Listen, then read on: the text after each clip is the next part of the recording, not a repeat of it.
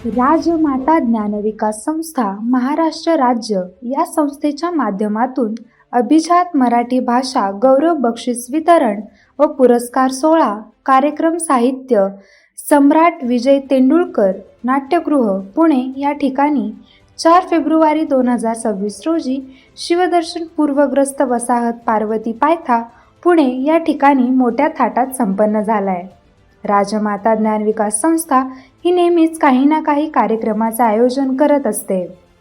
आपल्या मायबोलीचा हा गौरव साजरा करण्यासाठी आणि विद्यार्थ्यांमध्ये मराठी साहित्याची गोडी निर्माण करण्यासाठी विशेष अभिजात मराठी भाषा गौरव सोहळा आयोजित करण्यात आला होता।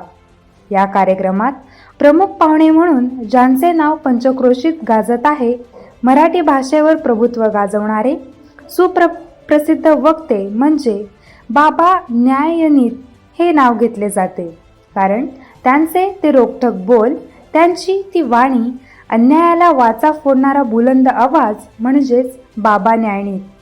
श्रोत्यांना तासनतास जागेवर खिळून ठेवणारा एकमेव नेता समाजाला काय संबोधन करतात ते आपण पाहूया। 3 ऑक्टोबर 2024 रोजी केंद्र सरकारने ती आपली मागणी मान्य करून आपल्या मराठी भाषेला अभिजात भाषेचा दर्जा दिलेला आहे। त्यामुळे आपण केंद्र सरकारचं सुद्धा या ठिकाणी अभिनंदन केलं पाहिजे। मराठी भाषा ही अभिजात भाषा आहे, तिची संस्कृती अतिशय समृद्ध संस्कृती आहे आणि गेल्या जवळजवळ 1,500 ते 2,000 वर्षापासून ही भाषा इथं अस्तित्वात आहे आणि ती पुढे चालत आहे। गेल्या कालखंडामध्ये महाराष्ट्र ही साधू संतांची भूमी आहे।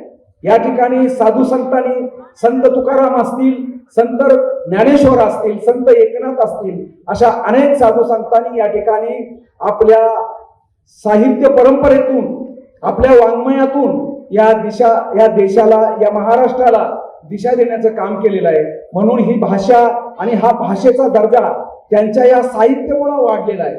त्यानंतर आपण बघत असतो की या ठिकाणी अनेक साहित्यिक झाले, ग. माडगुळकर असतील, पु. ल. देशपांडे असतील, ना. दो. म्हानोर असतील, या ठिकाणी अनेक मान्यवरांनी या देशाला, या महाराष्ट्राला अतिशय मोलाचं दर्जेदार असं साहित्य दिलं। कथा, कादंबऱ्या, कविता यांच्या माध्यमातून महाराष्ट्राला समृद्ध करण्याचं काम या लोकांनी केलेलं आहे। हे आपण लक्षात घेतलं पाहिजे। आणि मराठीचा दर्जा हा फार मोठा दर्जा आहे, परंतु या ठिकाणच्या या शैक्षणिक क्षेत्रामध्ये हळूहळू अनेक भाषांचं अतिक्रमण होत आहे।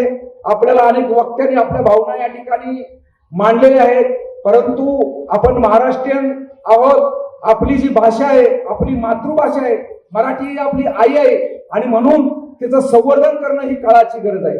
या ठिकाणी अनेक जिल्ह्यामध्ये, अनेक महानगरपालिकामध्ये मराठी भाषा असलेले जे वर्ग आहेत, त्या जिल्हा परिषदेच्या शाळा आहेत, त्या बंद होऊ लागलेल्या आहेत। इथल्या राज्यकर्त्यांना सुद्धा आमचं आव्हान आहे की ही महाराष्ट्राची शान आहे आणि आपली आई, आपली माता, तिचं संवर्धन आणि संरक्षण करण्यासाठी आपण पाऊल उचललं पाहिजे। आणि या ठिकाणी मराठी भाषा आणि मराठी भाषेचे वर्ग हे या ठिकाणी पूर्ववत झाले पाहिजेत। त्या ठिकाणी त्या शाळांना अनुदान दिलं पाहिजे ज्या ठिकाणी मराठी शिकवतात, आणि ही शासनाची जबाबदारी आहे। आणि इथल्या राज्यकर्त्यांना माझी पुन्हा एकदा विनंती आहे, आपल्या सगळ्या राज्यातल्या विविध लोक या ठिकाणी आपल्या महाराष्ट्रामध्ये येतात, मुंबईमध्ये येतात, आपण सगळ्यांचं स्वागत करत असतो, परंतु आपण सगळ्यांचं जरी स्वागत करत असलो तरी आपल्या मातेला विसरून आपल्याला चालणार नाही। म्हणून या ठिकाणी मराठी भाषेचं संवर्धन करून मराठी भाषा ही जास्तीत जास्त टिकली पाहिजे। या ठिकाणी लोककलावंतांनी, या ठिकाणी वेगवेगळ्या अभिनय क्षेत्रातील लोकांनी मराठी भाषा याचं संवर्धन करण्यासाठी महाराष्ट्रामध्ये अनेक लोककला आहेत, त्या कला वाढवण्याचं काम केलं। या ठिकाणी लोकनाट्य असतील, काल परवाच पण आपण बघितलं, या ठिकाणी राष्ट्रपतीचा पुरस्कार मिळालेले आपले रघुवीर खेडकर यांना सुद्धा या मराठीच्या माध्यमातून त्यांनी लोकसेवा केली, त्यांनी तमाशाचा फडव चालवला, म्हणून या ठिकाणी त्यांची दखल घेतली।